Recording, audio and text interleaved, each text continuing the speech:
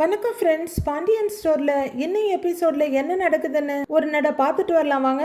வீட்டில் பெரிய கலவரமே நடந்து முடிச்சிருக்க. பாண்டியன் கடையில் வந்து உட்கார்ந்துருக்காரு. சரவணனும் இந்தாங்கக்கான்னு ஒருத்தங்களுக்கு பொருள் எடுத்து கொடுத்துட்டு இருக்காரு. வேற ஏதாவது வேணுமாக்கான்னு சரவணன் கேட்க, இல்லப்பா அவ்வளவுதான்றாங்க அவங்க. அவ்வளவுதானேன்னு சரவணன் கேட்க, எவ்வளவு ஆச்சுன்றாங்க அந்த லேடி. அக்கா 130 ரூபான்றாரு சரவணன். அக்கௌண்ட்ல எழுதிக்கப்பா அப்படின்னு அந்த லேடி சொல்ல, படக்குன்னு பாண்டியனோட கண்ணு மட்டும் அவங்கள பாக்குது. சரிக்கா அப்படின்னு சரவணன் சொல்ல, ஏங்கா 2 வாரமா அக்கௌண்ட்ல தான் எழுதிக்கிட்டே இருக்கிறோம், இன்னும் பணம் கொடுத்த பாட்ட காணோங்கிறாரு பாண்டியன். மாசம் பிறந்ததும் காசு கொடுத்துட்றேனே அப்படின்னு அந்த லேடி கொஞ்சம் பரிதாபமா சொல்றாங்க. இங்க பாருங்கக்கா, அரிசி பருப்பு மிளகாய் எல்லாம் நாங்க ஒன்னும் விளைய வச்சு கொண்டு வந்து விற்கல, நாங்களும் வேற ஆளுங்க கிட்ட வாங்கிட்டு வந்து தான் வித்துக்கிட்டு இருக்கிறோம். இப்ப நாங்க வாங்கினவங்க கிட்ட அடுத்த மாசம் தரேன்னு சொன்னா ஒத்துக்குவாங்களா அப்படின்னு பாண்டியன் ரொம்ப சிடுசிடுக்கிறாரு. என்னன்னு முன்ன பின்ன தெரியாதவங்ககிட்ட பேசுற மாதிரி பேசுறீங்க அப்படின்னு அந்த லேடி சங்கடத்தோட கேட்க, பாண்டியன் தன்னை கண்ட்ரோல் பண்ண கொஞ்சம் முயற்சி பண்ணிட்டு இருக்காரு. இதை பார்த்துடுற சரவணன், அக்கா நீங்க மாசம் பிறந்தவனையே கொடுத்துருங்க சரியா, கிளம்புங்கன்னு சமாளிச்சு அனுப்பிடுறாரு. சரிப்பா நான் வரேன்னு கிளம்புறாங்க அந்த லேடி. அப்பா பேனா அப்படின்னு சரவணன் நீட்ட அதை பாண்டியன் கையில வாங்குறாரு. அந்த அக்கா எப்பவுமே கரெக்டா கொடுத்துருவாங்க, அவங்க கிட்ட போய் இப்படி பேசுனீங்களேப்பா அப்படிங்கிறாரு சரவணன். எலை பொருள் வாங்கினா பணத்தை கொடுக்க வேண்டாமா, சும்மா தர்றேன் தர்றேன்னு சொல்லிக்கிட்டு இருந்தா அப்படின்னு மூஞ்ச காட்டுறாரு அவரு. அப்பா அந்த அக்கா கொடுத்துருவாங்கப்பா அப்படின்னு சரவணன் சொல்ல, இப்ப வரைக்கும் கொடுத்த பாட்டை காணோங்கிறாரு அவரு. ஏன்பா அப்படின்னு சரவணன் மெதுவா கூப்பிட, ஆங்கிறாரு. இன்னும் நீங்க கோவமா இருக்கீங்களா அப்படின்னு மெதுவா கேட்க, எனக்கு என்னடா கோவன்றாரு கோவமாவே. இல்ல செந்தில் மேல நீங்க கோவமா இருந்தீங்கல்ல அதனால கேட்டேன்றாரு சரவணன். எலை அவெல்லாம் ஒரு ஆளுன்னு அவனை பத்தியெல்லாம் என்கிட்ட பேசாதடான்னு கத்துறாரு. சரவணனுக்கே ஒரு மாதிரி சங்கடம் ஆயிடுது. வீட்டில் நிறைய விஷயம் நடக்கும், அந்த கோவத்தை கொண்டு வந்து வியாபாரத்தில் காட்டக்கூடாதுன்னு நீங்கள் தான்ப்பா எனக்கு சொல்லியிருக்கீங்க அப்படின்னு சரவணன் இதமா சொல்ல, எல்லாம் எனக்கு தெரியும், போய் வேலையை பாரு அப்படின்னு சரவணன் கிட்ட மூஞ்ச காமிக்கிறாரு பாண்டியன். அதுக்கு மேல என்ன பேசுறதுன்னு சரவணன் அங்க இருந்து திரும்ப, எலை அப்படின்னு கூப்பிடுறாரு. அப்பான்னு வர, அரசிய பொண்ணு கேட்டு வந்தானேடா ஒரு பையன், அவனை பத்தி விசாரிக்க சொன்னேனேடா, விசாரிச்சியா இல்லையான்னு பாண்டியன் கேக்குறாரு. நான் விசாரிக்கிறேன்பான்றாரு சரவணன். ஒரு வேலை சொன்னா செய்யறது கிடையாது, சும்மா அடுத்தவங்களுக்கு மட்டும் அறிவுரை சொல்ல வந்துகிட்டு அப்படின்னு அவர் சிடுசிடுக்க, சரவணன் வேர்த்து போய் தாடியை அப்படியே தடவிட்டு நிற்கிறாரு. என்ன மாப்பிள்ள சரவணா சமத்தா அமைதியா நிற்கிற அப்படின்னு சொல்லிக்கிட்டே வர்ற பழனி அவர் முதுகில் ஒரு லைட்டாக தட்டிட்டு, மச்சான் எப்படி இருக்கீங்க அப்படின்னு கேட்குறாரு. நல்லா இல்லைன்னு சொன்னால் என்ன பண்ண போற, நல்லா இருக்கேன்னு சொன்னால் என்ன பண்ண போற அப்படின்னு பழனிக்கிட்டே பயங்கரமாக மூஞ்ச காமிக்க, சிரிச்சுக்கிட்டே வந்த அவர் முகம் அப்படியே சில்லுன்னு உறைஞ்சு போயிடுது. சரவணன் தயக்கமா அப்பாவை பார்த்துட்டு இருக்க, ஏய் என்னடா பேச்செல்லாம் ஒரு தினுசா இருக்குது என்ன அப்படின்னு பழனி கேட்க, மாமா போ மாமா போ அப்படிங்கிறாரு சரவணன். பாவம் சரவணன் உண்மையிலேயே ரொம்ப நல்ல பையன், நாம கஷ்டப்பட்டாலும் அடுத்தவங்க கஷ்டப்படக்கூடாதுன்னு நினைக்கிற ரகம். நான் போகணுமா அப்படின்னு அவரும் ஜாடையிலேயே கேட்கிறாரு. ஆமான்னு ஒரு தலையாட்ட, நீயும் வர்றியான்னு ஜாடையிலேயே கேட்கிறாரு. அவர் ஏதோ சொல்லிக்கிட்டு இருக்க, தெளிவா சொல்றானான்னு பாரு அப்படின்னு புலம்பிட்டு இருக்காரு பழனி. அதுக்குள்ள பாண்டியன் ஏய் அப்படின்னு கத்த, 2 பேரும் திடுக்குன்னு திரும்புறாங்க. என்னடா கையில காக்கா விரட்டிக்கிட்டு இருக்கிற அப்படின்னு பாண்டியன் கேட்குறாரு. அது அது ஒன்றும் இல்லைப்பா ஒன்றும் இல்லை அப்படின்னு சரவணன் தடுமாறுறாரு. டேய் சரவணா, இந்தா இவன் தாண்டா எல்லாத்துக்கும் காரணம் அப்படின்னு பழனியை பார்த்து சொல்ல, என்னது நான் எதுக்கு காரணம், என்னத்துக்கு காரணம், நான் என்ன பண்ணேன்னு கேட்குறாரு அவரு. என்ன பண்ணினியா, நேத்து அந்த குடிகாரனை நீ தானேடா கைத்தாங்களா வீட்டுக்கு கூட்டிக்கிட்டு வந்த அப்படின்னு பாண்டியன் கேட்க, நான் மட்டுமா வந்தேன், கதிரன் தான் கூட வந்தாங்கிறாரு பழனி. ஒருவேளை நீ தான் வாங்கி கொடுத்து அவனை குடிக்க வச்சு கூட்டிக்கிட்டு வந்தியோ அப்படின்னு பாண்டியன் அபாண்டமா கேட்க, மச்சான் நீங்க யாரை பார்த்து என்ன வார்த்தை சொல்றீங்க, நான்லாம் அப்படி எதுவும் பண்ணல அப்படின்னு பழனி பதறி போய் சொல்றாரு. ஏய் நிறுத்துடா, சும்மா அப்படியே நல்லவன் மாதிரி நடிக்காத. உன் கூட சேர்ந்துதான்டா அவன் கெட்டு குட்டிச்சவரா போனா அப்படின்னு பாண்டியன் பளீர்னு வார்த்தையை விட பழனி சங்கடமோ திகைப்புமா பாக்குறாரு.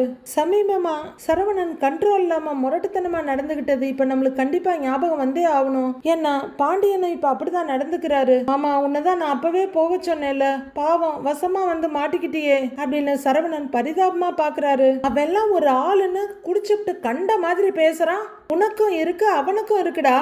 இன்னொரு தடவை ஏதோ அவன் குடிச்சிட்டு வரட்டும் அப்படின்னு கோவமா சொல்லிக்கிட்டே பாண்டியன் எழுந்து வெளியே வர்றாரு. இதுக்குதான் போயிருனியா, அவரு கோவத்துல இருக்காருன்னு நீ வாயை திறந்து என்கிட்ட சொல்லி இருக்கலாமே அப்படின்னு பழனி பரிதாபமா சரவணனை கேட்க, சரவணன் அவரை விட பரிதாபமா பார்த்துட்டு நிக்கிறாரு.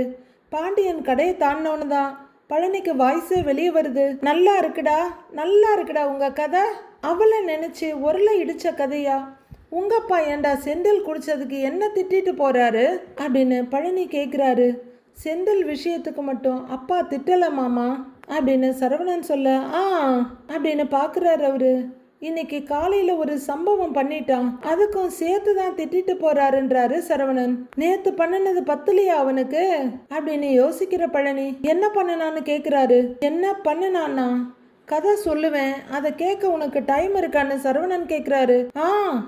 இருக்கு சொல்லு அப்படின்னு அவர் கேட்க, ஆமா காலையில தூங்கி எழுந்திருச்சு செந்தில் வந்தானா அப்படின்னு சரவணன் கேட்க, அப்படின்னு தலையை ஆட்டுறாரு. அதுக்கப்புறம் செந்தில் தலையை தோட்டிட்டு டைனிங் டேபிள் சைடு போனதுல இருந்து பாண்டியன் பேசுனது, பதிலுக்கு பதில் செந்தில் பேசுனது, சாரி கத்துனது, நிலையில இருந்த தேரை இழுத்து தெருவில் விட்டா மாதிரி சிவனன் அவர் வேலையை பார்த்துட்டு இருக்க கதிரை குற்றவாளியா மாத்துனதுன்னு அத்தனையும் சொல்ற சரவணன் கடைசியில பாண்டியன் பயங்கர கோவத்தோட டீப்பாயை தூக்கி வீசிட்டு கடைக்கு வந்த வரைக்கும் மாமா கிட்ட ஒண்ணு விடாம சொல்லி முடிக்கிறாரு. அவரும் கண்ணை கூட இமைக்காம மொத்தத்தையும் முழுசா கேட்டுட்டு இருக்காரு. கோமதி அடுப்பு முன்னாடி நின்று மெடிடேஷன் பண்ணிட்டு இருக்க பக்கத்துல நின்று அரசி வெஜிடபிள் கட் பண்றாங்க. அம்மா காயெல்லாம் போதுமான பாரு அப்படின்னு அரசி கத்திய போர்டில் தட்டிட்டு திரும்பி பார்க்க அங்க கண்ணை முழிச்சுக்கிட்டே சுயநினைவு இல்லாம நின்றுட்டு இருக்காங்க கோமதி. மா அப்படின்னு கையை பிடிச்சி ஒரு ஆட்ட அப்படின்னு திரும்புறாங்க கோமதி. உன்னதான் கேக்குறேன் அப்படின்னு அரசி சொல்ல, என்ன கேட்டேன்றாங்க கோமதி. காய் வெட்டியிருக்கேன் போதுமான்னு கேட்டேன் அப்படின்னு அரசி சொல்ல, இன்னும் கொஞ்சம் வெட்டுன்றாங்க கோமதி. நான் கேட்கறத கூட காதுல வாங்காம என்னதை தான் யோசிச்சுட்டு இருக்கியோ அப்படின்னு அரசி சொல்ல, கோமதி பெருமூச்சு விட்டுட்டு என்ன யோசிக்க போறேன், வீட்டுல நடந்ததை பத்தி தான் யோசிச்சுட்டு இருக்கேன்றாங்க கோமதி. ஆனா ஏம்மா அப்பா எல்லாரும் முன்னாடி அப்படி பேசுறாங்க? என்னதான் அன்னை மேல கோவம் இருந்தாலும் அவங்க பேசுனதெல்லாம் கொஞ்சம் ஓவர் தாமான்றாங்க அரசி. உங்க அப்பா என்னைக்கிடி அளவா பேசி இருக்காரு.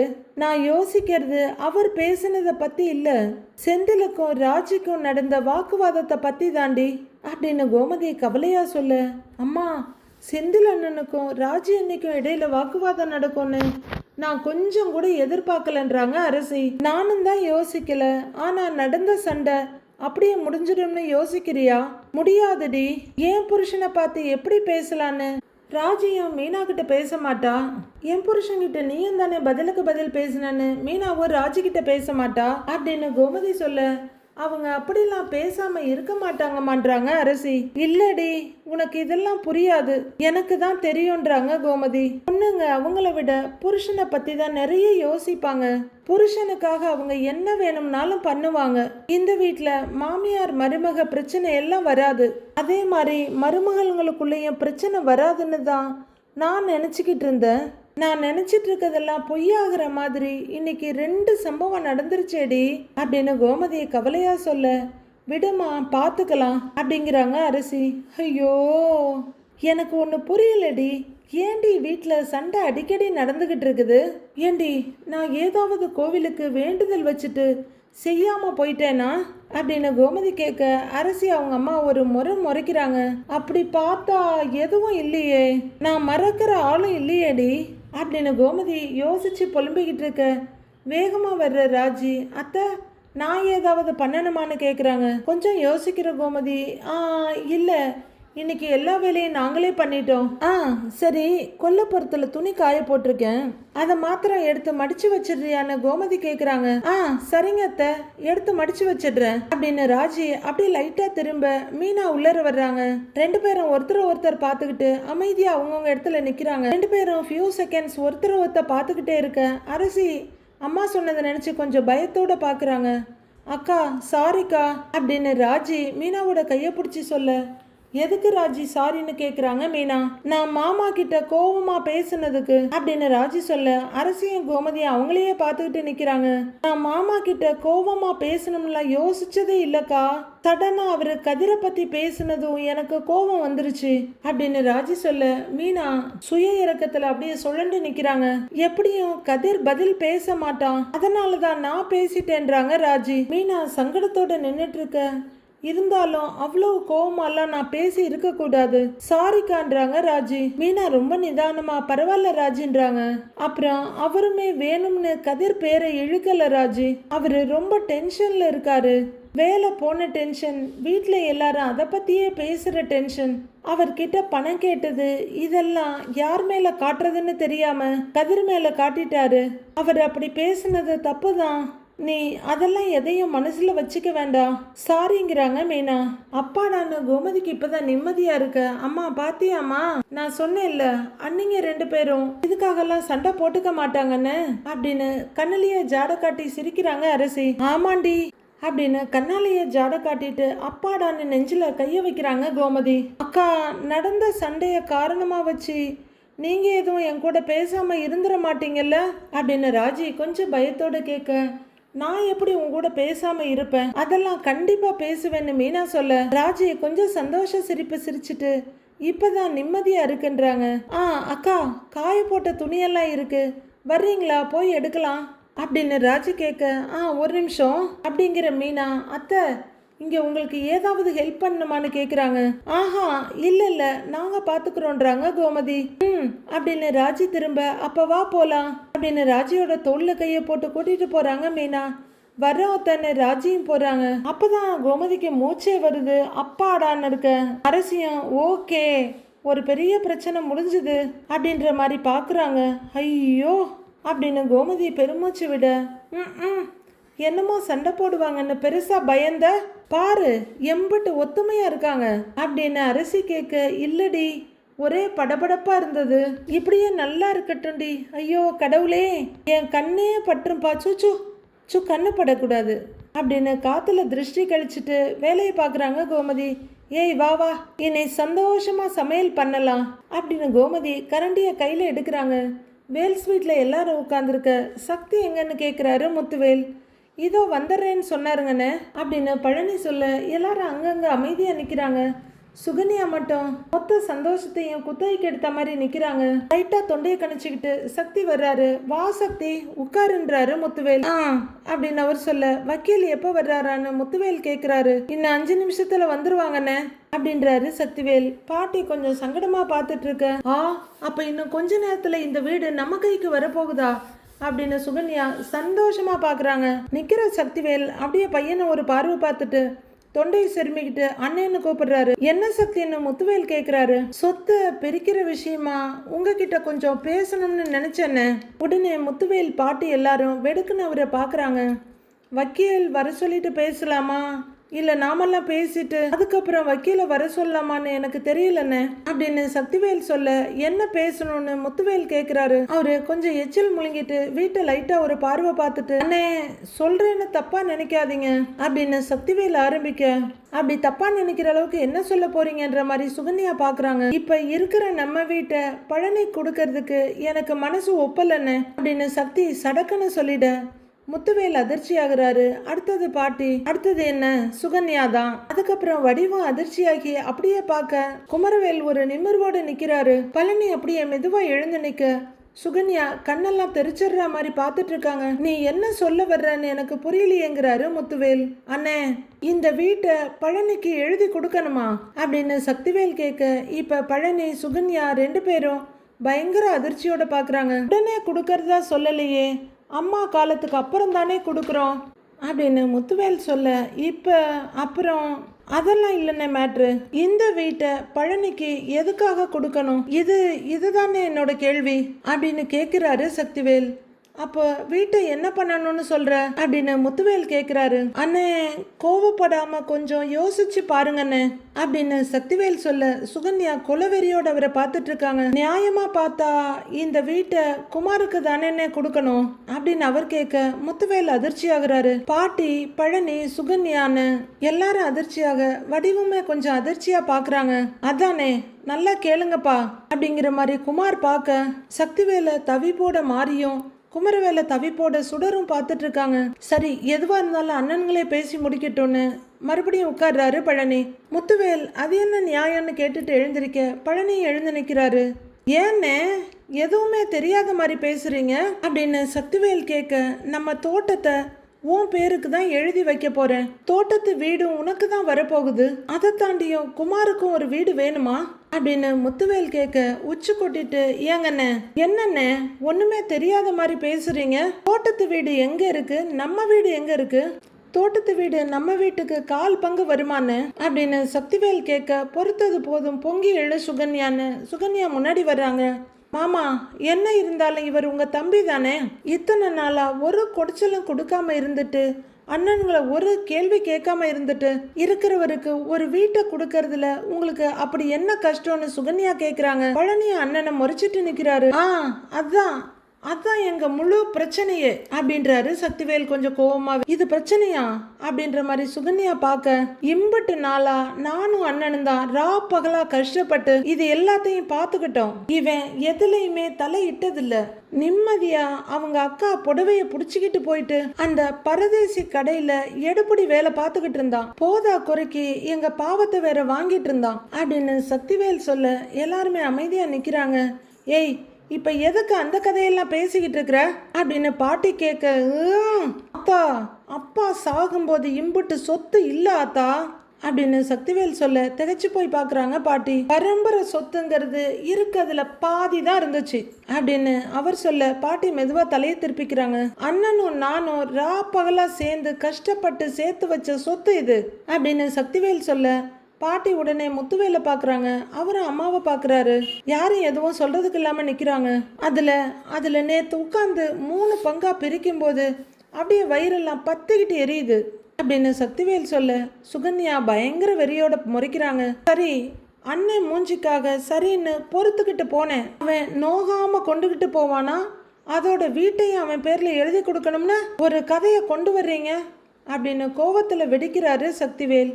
டேய், அவன் நம்ம தம்பிடாங்கிறாரு முத்துவேல். அண்ணே, தம்பி தானே, அங்க கம்பி தானே, நம்ம தம்பி தானே, ஆனா வீட்டை பழனிக்கெல்லாம் கொடுக்க கூடாதுன்னு அப்படின்னு சக்திவேல் சொல்ல பழனி அதிர்ச்சியோட பார்க்க சுகன்யா அப்படியே காஞ்சனா பேயா மாறிக்கிட்டு இருக்காங்க. ஆமா அப்படின்னு தலையாட்டிட்டு நிக்கிறாரு குமரவேல். அண்ணே, எனக்கு சொல்றதுக்கு கஷ்டமா தான் இருக்கு. இருக்கிற சொத்தை 3ஆ பிரிக்க கூடாது அப்படின்னு சக்தி சொல்ல எல்லாருமே அதிர்ச்சியா பாக்குறாங்க. என்ன பிசினஸ் அது இதுன்னு ரா பகலா கஷ்டப்பட்டு சொத்தை உருவாக்குனது நாம தான். அப்படி கஷ்டப்பட்டது நாம 2 பேரும், உழைச்சது நாம 2 பேரும். அப்படி இருக்க ஒட்டுமொத்த சொத்தையும் 2ஆ பிரிச்சு நீங்க ஒரு பங்கு எடுத்துக்கங்க, எனக்கு ஒரு பங்கு கொடுங்க அப்படின்னு சக்திவேல் சொல்ல சுகன்யாவோட வெறி கொஞ்சம் நஞ்சம் இல்ல. இதான் ஏதோ கூட பிறந்த தோஷத்துக்கு அந்த கரும்பு நிலத்துல 2 ஏக்கர் எழுதி வைக்கலாம், அதுக்கு மேலெல்லாம் ஒன்னும் பண்ண முடியாதுன்னுங்கிறாரு சக்திவேல். பழனி அதிர்ச்சியா இருந்தாலும் எதுவும் பேசாம அமைதியா நிக்கிறாரு. சக்தி, இம்பட்டு விவரமா பேசுறல்ல, அப்படின்னா நான் ஒன்னு சொல்றேன் கேட்டுக்க அப்படின்னு பாட்டி சொல்ல அப்படின்னு பாக்குறாரு அவரு. நீ உழைச்சி சம்பாதிச்சது எதையுமே கொடுக்க வேண்டாம்ப்பா அப்படின்னு பாட்டி சொல்ல அது சரியாத்தாங்கிறாரு அவரு. அது நீ சொல்ற மாதிரி ரொம்ப பெருசா இல்லைன்னாலும் உங்க அப்பாவோட சொத்து பரம்பரை சொத்துன்னு ஒண்ணு இருக்குதுல்ல அப்படின்னு பாட்டி கேட்க சுகன்யா ஒரு பக்கமும் சக்திவேல் ஒரு பக்கமும் வெடுக்குன்னு அவங்கள பாக்குறாங்க. அதுல கோமதிக்குன்னு ஒரு பங்கு கொடுத்தே ஆகணும், புரியுதா அப்படின்னு பாட்டி கேட்க, இந்த பரதேசி பயலுக்கே சொத்துல முழு உரிமை இல்லைங்கிற, இதுல உன் மவளுக்கு வேறையா அப்படின்னு கோவமா பாக்குறாரு சக்திவேல். எல்லாருமே பயங்கரமா அதிர்ச்சி ஆகுறாங்க. எனக்கு ஆப்பு அடிக்க பார்த்தல, இப்ப உனக்கு அடிச்சாங்க பாரு ஆப்பு அப்படின்னு சுகன்யா பாக்குறாங்க சக்திவேல. ஆத்தா இந்த வீணா போனவனுக்கே சொத்தை எழுதி கொடுக்கணுமான்னு நான் கேட்டுட்டு இருக்கிறேன். நீ என்னடானா ஓடுகாலிக்கு ஒரு பங்கு இருக்குன்னு சேர்த்து விடுறியா? யாரு பண்ணின வேலை இதெல்லாம் அப்படிங்கிறாரு சக்திவேல்.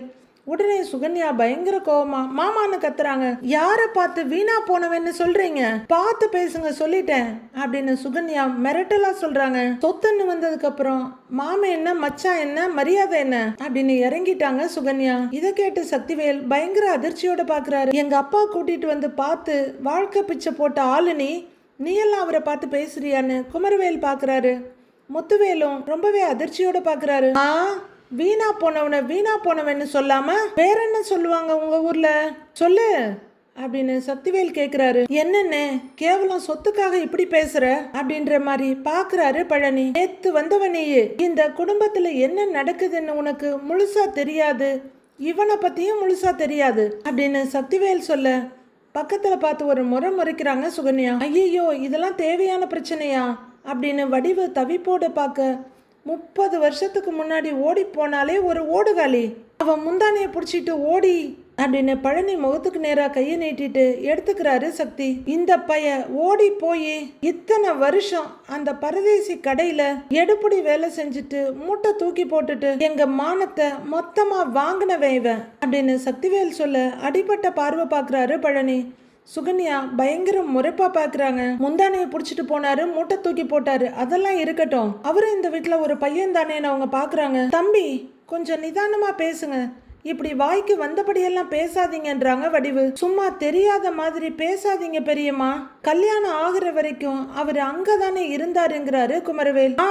அப்படிங்கிற சக்திவேல். டேய் கல்யாணம் ஆகுற வரைக்கும் இல்லடா, அவனுக்கு தேவைப்படுற வரைக்கும் அங்க இருந்தான், அப்புறம் தேவை இல்லைன்னு உன்னை விட்டு கெடாசிட்டான், இங்க வந்து ஒட்டிக்கிட்டான் ஒட்டுண்ணி மாதிரி அப்படின்னு சக்தி சொல்ல, இங்க பாருன்னு ஒட்டிக்கிட்டான் ஒட்டுண்ணி, இந்த மாதிரிலாம் எதுவும் பேசாதண்ணே அப்படின்னு பழனி சொல்ல, கொஞ்சம் இரு பழனிங்கிறாரு முத்துவேல். வேணாண்டா வார்த்தையை விடாதங்கிறாரு முத்துவேல். அண்ணே நான் சொல்றது உங்களுக்கு புரியுதா இல்லையான்னு தெரியலண்ணே, பகலா கஷ்டப்பட்டு சம்பாரிச்சது நாம அப்படின்னு சக்திவேல் வெறியோட சொல்ல, சரின்னு கூலா சொல்றாரு முத்துவேல். நீங்க நானு குமாரு 3 பேரும் பகலா கஷ்டப்பட்டு அசிங்கப்பட்டு சம்பாரிச்சு இந்த சாம்ராஜ்யத்தை உருவாக்கி இருக்கிறோம் அப்படின்னு சக்திவேல் சொல்ல, சரி இப்ப அதுக்கு என்னங்கிற மாதிரி முத்துவேல் பார்க்க ஆமான்னு தலையாட்டிட்டு பாக்குறாரு குமரவேல். நோகாம இந்த வெறும் பைய வந்து ஆட்டைய போட்டுக்கிட்டு போவா, நான் அதை பார்த்துக்கிட்டு சும்மா இருக்கணுமா?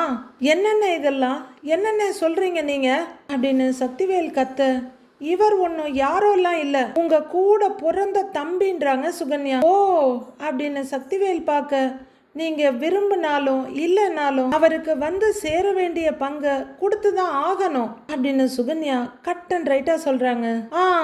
அப்படின்னு சக்திவேல் பார்க்க, ஏய் சுகன்யா அவர் உங்க மாமா, வயசுக்கு மரியாதை கொடுத்து பேசுன்றாங்க மாறி. மாமாவா? ஏன் புருஷனை இவர் மதிச்சு பேசினாரா, இப்ப மட்டும் வர்ற அப்படின்னு மாரிய பார்த்து சீர்றாங்க சுகன்யா. ஏய் வேணாமா சொன்னா கேளு, கோவப்படாதங்கிறாரு பழனி. இங்க பாருங்க அப்படின்னு சக்திவேல் கத்த, எல்லாரும் அவரை பாக்குறாங்க. யாரு என்ன வேணும்னாலும் சொல்லுங்க, அதை பத்தி எனக்கு கவலை கிடையாது, ஆனா இந்த ஒண்டிட்டு வந்த பயலுக்கு சொத்துல பங்கு கொடுக்க முடியாது அப்படின்னு சக்திவேல் கத்த, பழனி சுகன்யா 2 பேரோட முகமும் ஜூம் இன் ஜூம் அவுட்ல சில பல தடவை போயிட்டு வருது. இவனுக்கெல்லாம் மளிகை கடை வச்சு கொடுத்ததே பெரிய விஷயம் அப்படின்னு சக்திவேல் சொல்ல, சுகன்யா வெட்டுக்குன்னு அவரை பாக்குறாங்க. அதோட சேர்த்து அந்த கரும்புல 1 ஏக்கர் 2 ஏக்கர் எழுதி கொடுங்கன்னு, அவ்வளவுதான் அவன் தருவான், அதுக்கு மேல சொத்துல 2 பங்குக்கு மேல 3 பங்கு பிரிச்சிங்கன்னு வைங்க, நான் ஒத்துக்க மாட்டேன்னு, ஒத்துக்கவே மாட்டேன் அப்படிங்கிறாரு சக்திவேல். போதும்னே தயவு செஞ்சு நீ நிறுத்து, பேசி காயப்படுத்தாதங்கிறாரு பழனி. முத்துவேல் கொஞ்சம் தவிப்போட 2 தம்பிங்களையும் மாறி மாறி பாக்குறாரு. இங்க பாரு, நீ எனக்கு சொத்தே கொடுக்க வேண்டாம், நீ சொல்ற அந்த 1 ஏக்கர் 2 ஏக்கர் இடம் கூட எனக்கு வேண்டாம் அப்படின்னு பழனி சொல்ல, ஐயோ இவன் என்ன பைத்தியக்காரத்தனமா வேணான்னுட்டு இருக்கான் அப்படின்னு சுகன்யா வெடுக்குன்னு பழனிய பாக்குறாங்க. போதுமா, மளிகை கடை வச்சு கொடுத்தல, அதையும் நான் உங்ககிட்டயே ஒப்படைச்சிட்டு போயிடுறேன், ஆனா என்ன யாரோ மாதிரி பேசுறத தயவு செஞ்சு நிறுத்துன அப்படின்னு சங்கடத்தோட பழனி சொல்ல, அவரு அப்படியே நிமிந்து விட்டத்தை பார்த்துட்டு இருக்காரு. வெறும் பைய வீணா போனவன் ஒட்டிக்கிட்டு வந்தவன் இப்படிப்பட்ட வார்த்தையெல்லாம் சொல்லி என்னை காயப்படுத்துறத நிறுத்துன ப்ளீஸ்னு தயவு செஞ்சு சொல்லாதன கை கூப்பி கெஞ்சுறாரு. டேய் அப்படிதான்டா சொல்லுவேன் அப்படின்னு சக்திவேல் சொல்ல பழனியை விட சுகன்யா பயங்கர அதிர்ச்சியா பாக்குறாங்க. வடிவு சங்கடத்தோட பாக்குறாங்க. ஏண்டா கூட பொருந்துட்டா சொத்தை அப்படியே 3ஆ பிரிச்சு ஆட்டைய போடலான்னு பாக்குறியா? டேய் யாரோ தாண்டா நீ எனக்கு அப்படின்னு சக்திவேல் தீர்க்கமா சொல்ல எல்லாருமே பயங்கரமா அதிர்ச்சி ஆகுறாங்க. உனக்கும் இந்த வீட்டுக்கும் எந்த ஒட்டும் இல்ல, உறவும் கிடையாது அப்படின்னு சக்திவேல் சொல்ல பழனியும் சுகன்யாவும் பயங்கர அதிர்ச்சியோட பாக்குறாங்க. மத்தவங்க எல்லாம் அப்படியே உறைஞ்சு போய் நிக்கிறாங்க. எப்படியோ சொத்தை பிரிக்கிறேன்னு ஒரு பெரிய பிரச்சனையை உருவாக்கி விட்டுட்டாரு முத்துவேல். இனி அவ்வளவு சீக்கிரம் இந்த விஷயம் அடங்காது. அமைதியா போன சக்திவேல் இப்ப ஆட ஆரம்பிச்சுட்டாரு. சொத்துக்காக சொந்த தம்பியவே ரொம்ப கேவலப்படுத்திட்டு இருக்காரு. அடுத்து என்ன நடக்க போகுதுன்னு வர்ற எபிசோட்ல பார்க்கலாம் ஃப்ரெண்ட்ஸ்.